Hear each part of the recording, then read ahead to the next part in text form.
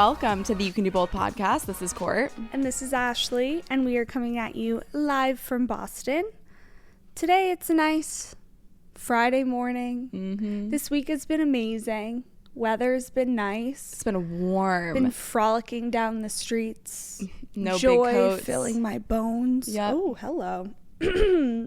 I have not, knocked the frick on wood, been sick this winter season. Oh, girl, you just did something bad. No, I don't claim that. I don't claim that energy. I don't claim that destiny. Well, I really hope that sticks. That's amazing. Anything notable from your side you want to share? I was just thinking of that word. Wow. In sync. Guys, wedding update quickly. We're getting somewhere finally with the venue search. I'm in between two venues. No, it's so exciting. Have, like, formal offers out there for tailored quotes and like back and forth with their teams, getting answers to all the questions that are going to determine what venue I move forward with. It's crazy. Yeah, and they're both so beautiful. I know. But different too. So I it's know. crazy that you have these two amazing options. I'm very open. If anybody says, oh my God, where are you with wedding planning? I'm like, oh my God, let me show you the two venues. Yeah. Which is, I don't know if I should be doing that. I don't know if I should jinx myself, but whatever. I'm just like so excited. Yeah.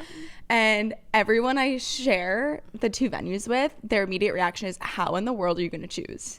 Like you can't go wrong, and that's genuinely how I feel. So I have so much peace and calmness, and like I'm going to end up where I'm supposed to end up. Exactly. And I don't really have any stress around it. It's like, okay, if one doesn't have the dates that like work for me and my wedding planner, like, okay, then I'm just going to go with the other one. Yeah. And maybe that'll change if I'm like told no by one. That's true. Sometimes and I'm like, it does, oh crap, I really wanted that one. But right now I'm like, it's a toss up. Yeah. It really is. And I'd be extremely happy with either option.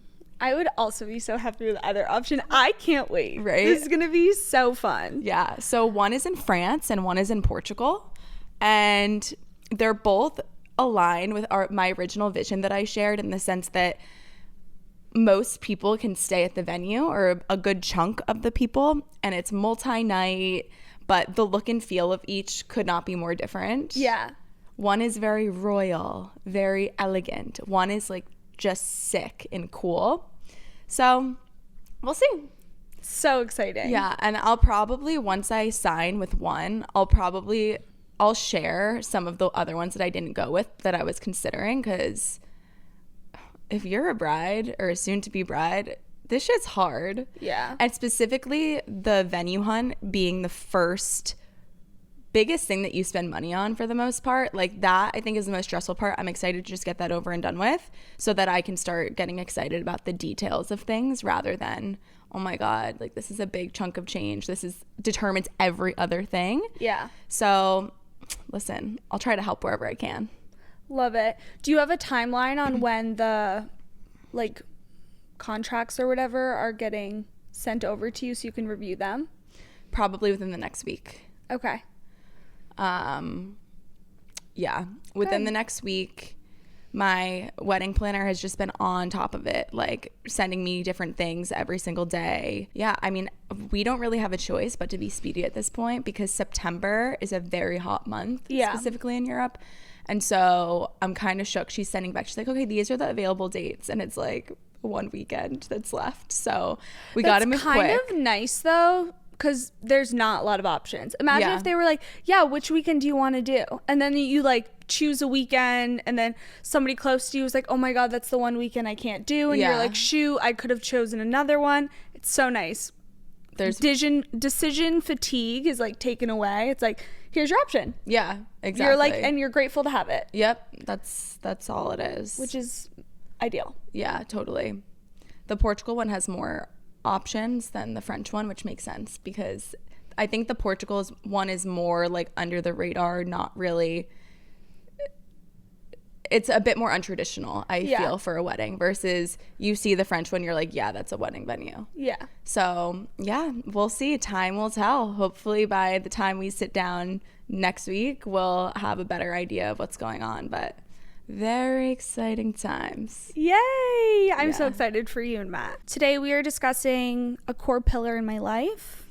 one of my favorite topics, and that is all things hobbies and why they are so important to have, especially for women in their 20s. But truly, at any age. Yeah.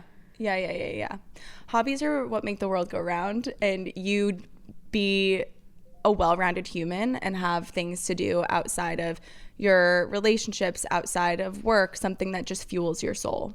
Yeah, I feel like there's not a need for hobbies until you get into the groove of corporate America a couple years post-college. Yeah. Because you grow up and like you always have sports and extracurriculars. Yep. Like there's not time for you to sit down and think to yourself, which hobby do I want to Well, those integrate? are hobbies. Your sports, your clubs, like all those things that you do when you're in school, those are hobbies. And I think when people graduate and enter the working force, they're like, oh my God, what the heck do I do outside of work? Like, where do I meet people?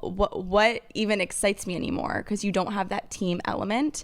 And so it's up to you to explore different things to figure out what you actually like and like how you want to spend your time. Yeah. I also think if you're hearing hobbies and you're like, oh my God, that is so loser. I don't need a hobby. I have a booming social life. I'm busy. I already don't have enough time. I find that hobbies make you interesting. It is a great conversation starter. What did you do over the weekend? Rather than saying something else like, oh, I just finished XYZ. I tried this for the first time. And then it's a great conversation starter, and it overall just makes you an interesting individual. Yeah. And let's be real clear. If you guys have been listening to the podcast, you'll know Ashley is a serial hobbyist. Yes.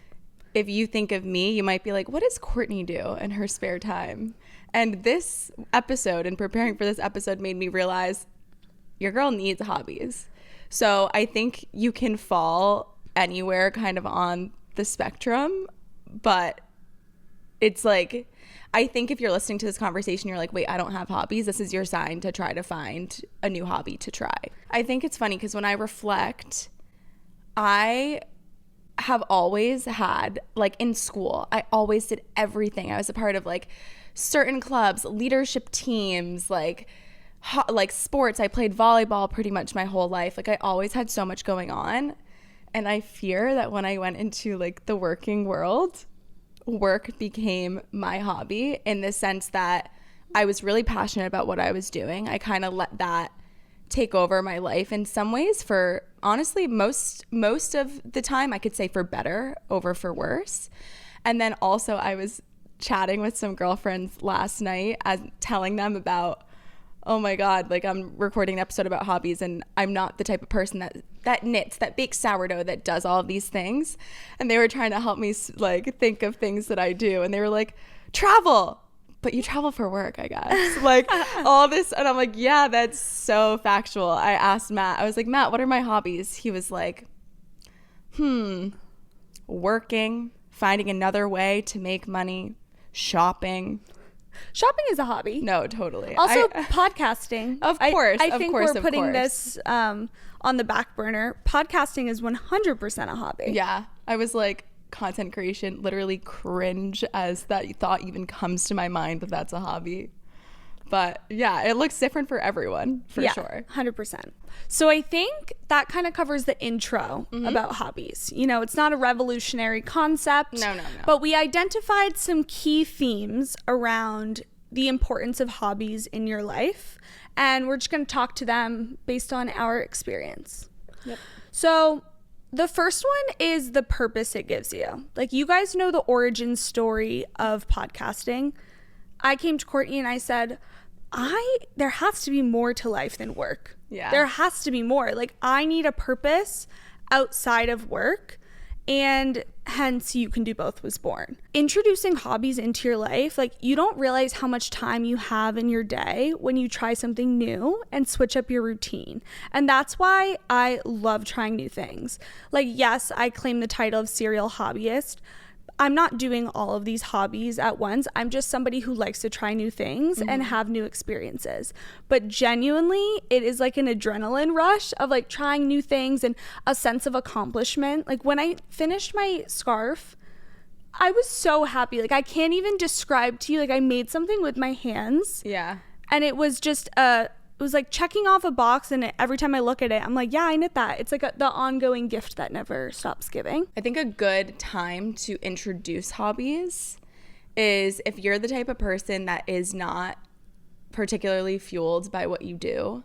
Like, there are a lot of people that I think wish that their 9 to 5 they were also passionate about, and I don't think people talk about enough that is okay if like you are not excited or passionate about what brings you the most money and what you do for a living. 100%. And so if you're the type of person that's like, like I'm just really clocking in, clocking out, I don't have a particular feeling about what I'm actually doing on the day to day, like I think a lot of people resort to, oh my God, I have to find a job that's more aligned with my interest, but you don't actually have to do that. You just need to find passion and excitement outside of work through things like a hobby. I think one of the best joys that hobbies can also give you is, we've talked about this and we've touched on it a couple times in the episode, but trying new things, it really does keep life exciting.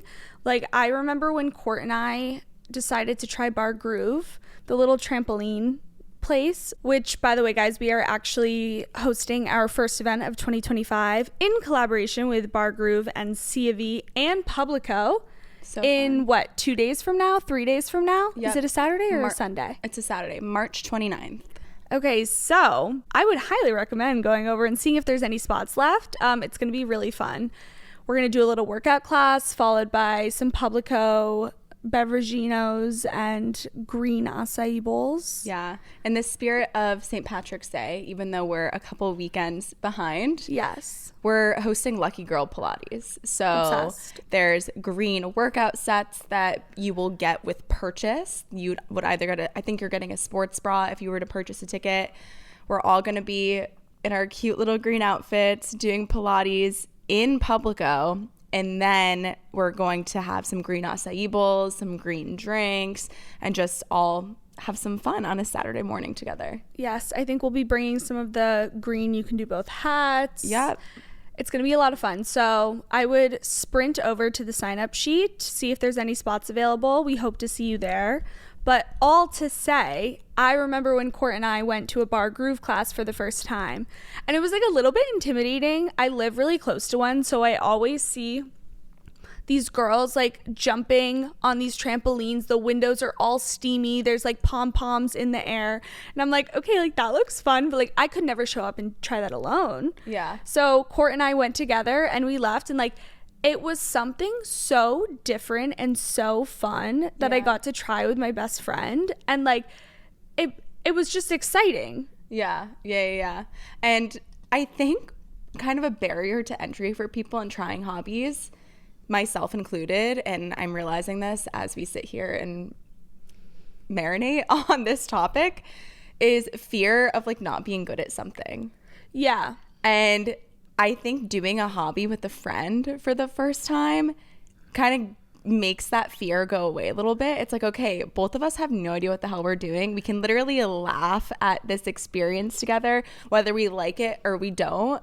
It's just gets yourself out of your comfort zone, and then you can possibly find something that you really love that you can continue doing. And if not, you had a good time, you had a good laugh, on to the next. Wait, and I'm so happy you brought that up, because this is something Court and I have said so many times, like, normalize being bad at your hobbies. Yeah. It's not about being great at everything. This is not a career for a reason. It's a hobby. It's, if it makes you smile, it's doing the what job. It's supposed to. Exactly. Yeah. I love that. And if you don't like it, you never have to do it again. Exactly. That's what I always tell myself. Yeah.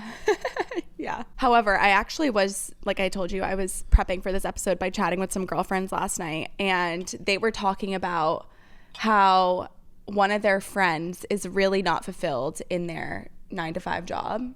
And the advice that my girlfriend gave to her friend was, you need to go to an art class, because she's not being creatively fulfilled at all. She's a really creative person, but you need to go by yourself, because if you don't want, she's a very empathetic person, and you don't want your friend's experience to taint your experience on something that you really love and appreciate. Like worrying about if your friend is having fun. Exactly. Such a good point. Because I feel like our go-to is like, oh, let me grab my best friend. But like, I agree. Like if there's something you are passionate about, take the leap and do it on your own. Don't let your friends hold you back. Like we're individuals for a reason. People have different interests. Yeah. I love that. That's such good advice. Yeah. And then you can meet new friends and create new relationships with people that share similar interests to you that you would have never met otherwise. And I think like if you're single, and you're looking for a relationship, become a serial hobbyist. Yeah. Try all of the things. Be that girl that's new and exciting and showing up to new experiences on their own. Your confidence is going to go through the roof. That's why people get into run clubs. Yeah. Literally to meet new people. Yep. Running is a hobby.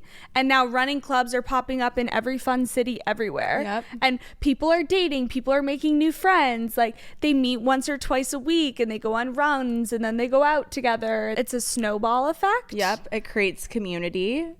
And that applies to anything. That applies to pickleball. Like that's a big trend right now. Everybody's like obsessed with pickleball and finding like getting into tournaments and doing these things. Like you could make it as low lift, like less pressure, or you can make it as extreme as you want to. But at the end of the day, you're meeting new people and connecting with people that have similar interests to you.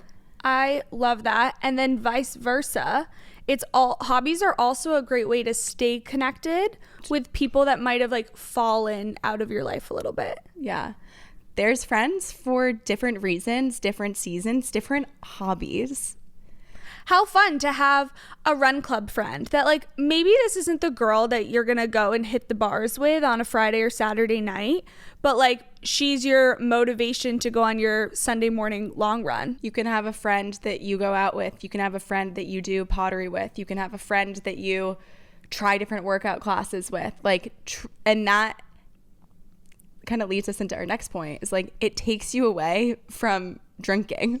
Yes. Like we need to find more things in our lives that don't revolve around going out. Because I think especially when you graduate college, you're like, you don't really have time for hobbies because your hobby is going out and drinking on the weekends or like going out, having fun, trying new places, especially if you're single, trying to meet a significant other out in the wild. And there's so much more to life than that. Yeah. It's good for a phase. Like, I think everyone 100%. has a phase, and when you're in that phase, tear it up because it's not going to last very long. But hobbies are your excuse to do more than just go out for drinks. I agree. And also, I want to drive this point home that you can do both. You can still enjoy your fun on the weekends and doing all of these things while also having hobbies. Like, I think that does make you a really well-rounded individual. Just because you're going to start finding more activities that don't revolve around drinking doesn't mean you still can't go out drinking. Of course. It's not a this or that. It's a this and that. So there's really never a bad time to start. I had this really harsh realization yesterday. I'll talk about this deeper in a future episode, but me and my hometown friends have started this new thing where we send each other life updates via video recording every Wednesday. And it's startling how different all of our life updates are each week. One of my best friends is in veterinarian school in a random town in Florida. Another friend, she's at a music festival in Brazil right now. I'm planning a wedding. Like, that we are truly all in completely different life chapters. Like, it's just one so crazy. I'm also reading the Let Them Theory, and there's a whole section about adult friendships and 3 things that like basically are the reason for people drifting apart as they get older. And hobbies is one of the things that she talks about. She doesn't directly say it, but she says the 3 things are proximity, timing, and interest. And interest is literally hobby. And so if you're struggling to make friends, that's exactly how you do it. Isn't it crazy to think like what hobbies we'll pick up and the people that we will meet like in the future? Yeah. I fear hobbies are going to be surrounded by our kids. And Definitely. Their hobbies. I can't wait for the hobby of being a soccer mom. Oh, Bringing our wine coolers to the game. Yeah. No, Mel Robbins talks about how that was one of her most favorite seasons in life. I can't wait. Is all the friends, and like they have a reason to see each other so frequently. Hobbies are also a great way to bring your friends together. A couple examples. One of my girlfriends at work has recently found her love of needlepointing. And she's like, wait, have you guys tried this? And I'm like, no, teach me right now. I have this little needlepoint ornament that my mom put in my stocking, and it's a little intimidating to have to learn. So she's like, perfect, like I'll teach you, just come over. So she like sent out a little Outlook invite, and it's gonna have all of us over for like wine and a craft night. And what a fun concept. Yep. As opposed to being like, oh guys, like I want to stay in for the night. It's like, yeah, stay in and do what? I think that's so much fun. Yeah. Like pick a hobby that you're passionate about and then teach your friends. Yeah. That makes me think about at the beginning of the year, I always I've always attended a like vision boarding night. Exactly. Or create your own like bingo card for the year, etc. And those nights are so fun. It sparks conversation. You're actually doing something. Like it's just, we got to figure out a way to translate that concept into something that you can do, crafts you can do throughout the entire year. Yes. Because anytime I've had a little taste of that through those nights, I'm like, wait, we need more of this. Why can't we just have a little sip and paint or puzzle night or whatever it may be? My dream this year is to host a sourdough class. I want all of my friends to come over, and like I will just prep the sourdough starter in advance, and I'll take all of them through how to make a loaf, and then they'll all bring a loaf home and bake it the next day. So cute. I feel like that's so fun, and it's easy, like light lift, and I just know it would be so funny. And we would share so many giggles and laughs. Yeah. I will be in attendance at that. Of course you will be. I'm so excited. I don't know if anyone remembers this, but I've been thinking about it a lot lately because I need this again. I probably 2+ years ago at this point. Oh, I know exactly what you're going to say. I went on a work trip, to a retreat where we could not use any technology for the week, and it was with complete strangers. We were sleeping in bunk beds. Honestly, when you think about it, you're probably like, that is my worst fucking nightmare. Truly one of the best experiences I've ever had, and it reminded me that I need to get away from my damn technology. And I wish it wasn't like that, where you need to intentionally be like, all right, I'm locking my phone away for a weekend or what have you. Or like I'm going on a week-long retreat and getting away from my technology. Like, why does it have to be that extreme to disconnect from screens? When you think about it, you're working all day from a laptop or computer screen. You are always putting on a TV show or a movie in your spare time. You're scrolling on social media to procrastinate, sometimes doing work that you have to do on a computer screen. When you think about the screen time that you have, I feel like I'll see on my phone, oh, you've had 6 hours of screen time today. And that doesn't even capture the laptop usage, the TV usage, and it makes me sick to my stomach. I know. So hobbies are a way to get you away from all the technology, disconnect to reconnect with people, with yourself, with truly anything but a screen. Absolutely. I think that's arguably the most important part. Like, we live in a world that is just surrounded by screens in every which way. Even just to call and connect with a family member, you're probably FaceTiming them, staring at another screen. Like, anything that you can do to like be creative with your hands and like not have to look at a screen will do you so much good. Yeah. This even makes me think about like workouts in the morning. Yeah. Like, if I don't work out in the morning, I pick up my phone and maybe I scroll for a little bit, and then that literally changes the trajectory of my day. When I have a workout class to go to, or I'm just going to the gym, I don't look at my phone unless I'm trying to put a certain song on Spotify. And I literally have the best morning ever, just taking that time to myself before I actually have to be a servant to a screen for the rest of the day. Yeah, I think it's so important. And then on the topic of kind of disconnecting to reconnect, I think the reconnecting with yourself is what happens when you try something new, because you're in like your most true self, because it's not a routine that you have. When you're doing a hobby, let's say, that you've done before and it's like kind of become a part of your routine, you know what to expect. Whereas when you're trying something new, it's like you're so focused on the task at hand that I feel like you are like your most true self. I think of like me trying volleyball. Like I wasn't thinking about like how to act or how to be. I was like, okay, this ball's flying at me, like let me try to hit it. And like I was so present and in the moment. Yeah. And I think that's really hard to achieve nowadays, and getting out of your routine and trying something new is the simplest form of like being present and practice of being present. Yeah. No, I love it. I forgot that we do Volo. That's a hobby of mine. That is a hobby. Yeah. Guys, I have hobbies. I just don't have hobbies to the extent that Ashley does. Yeah. And I'm an extremist, so it's okay. Yeah. That's very on brand for you, and it's very on brand for me. Yes. Yeah. Love. Mm-hmm. All right, Ashley. Let's close out with all of the things that you've tried in terms of hobbies. You are the serial hobbyist among the two of us. Tell me everything that you've ever done. Okay, this was such a fun exercise. I was like, what the heck have I done?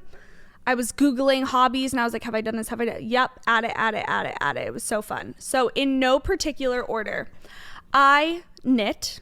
Obviously, you guys know that. I was rollerblading for a little bit. I still have rollerblades in the trunk of my car. Remember when I did that one time? And then I was so fucking fearful. I would probably be better at it now that I know how to ski. Yeah, probably. Yeah. We can pick it up again. Yeah, that would be fun.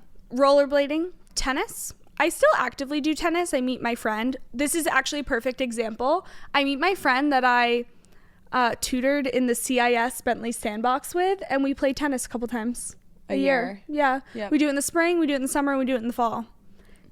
Like, perfect. So fun. I don't really see him outside of that. Occasionally we'll go to dinner, but like it's a time that like we can grab coffee and play tennis. Yeah, so fun. Yeah. For the record, I have no idea the rules of tennis. I just show up and we bounce balls back and forth. Yeah. And it's a blast. And that's the way it should be. And yeah. I would like to join that. Perfect. Because we had so much fun when we did it with Matt and Joe in Florida. So fun. I'll bring you next time. Obviously, I bake Lucinda, sourdough. That will be transitioning into focaccia soon. That's an active one. Cooking is, of course, like a hobby of mine. I've found that in the past couple of years. Reading, I've picked up over the past 2 years, both on Kindle, and now I can also add audiobooks to my list of hobbies. I've also hosted book clubs in my personal life, but also I literally started a book club at work. So like when I say I take things to the extreme, I'm like, okay, now I'm a reader. Like, let me get everyone involved. Crafting. I don't know if you guys recall, but I made a You Can Do Both canvas that was actually the center of our podcast for a little bit, which is so terrifying. But this comes in all shapes and forms. Like Dana and I painted little candles once. I've taken Joe, and I've done this a couple of times, but going to like those paint classes. Yep. Like the sip and paint, so fun. I would recommend that to anybody. I love gardening. You guys know, like on my birthday last year or the year before, I literally bought like garden gloves. I was out there on my birthday planting all of my herbs. Puzzling, I got really into puzzling for a hot second. I now have a puzzle board. I have like 6 puzzles in here. Haven't done one this year, but last year, like I was definitely, and the year before, I was on a puzzling kick. Duolingo was a hyperfixation for a little bit. Joe and I would, every day after dinner, try to learn Spanish. Hola. It didn't go well. Is that the only thing you know? Running was definitely another hobby. As you guys know, I ran 2 half marathons. We'll probably not do that again. Although I've kind of been getting the running itch again. So I might pick it up. Oh, God. But that was like a hobby fixation of last year. Sudoku is one I pick up randomly. If I see a Sudoku book, I just pick it up and like I get so hyper fixated. I love it. Skiing, of course. Skied my whole life, but then like kind of took a break in college because a lot of my friends didn't ski. And then I found my boyfriend who also loves snowboarding, and now it's like a hobby that we love together. And every time we go, we're like, this is the best thing ever. We need to do this every day. Pickling was a hobby that I picked up. I was making my own pickles and pickling different onions for a little bit. I should get back into that. I love pickling. Trying new workout classes in general is also a hobby of mine. I just like to try new, specifically the odd things, like the sonic meditation at equinox. Like, I'm actually kind of getting really into yoga this year, which I've never done before. I've gone to the extent of taking a water aerobics class at Equinox, again, with one of my friends that I don't see often, but she's my go-to person when I'm like, girl, we're trying something new, let me pull you in. Yeah. And so like we took a Equinox water aerobics class. Who else was in that class, Ashley? Old grannies. It was fun. Like, I would do it again. I'd honestly do that. That sounds fun. Okay.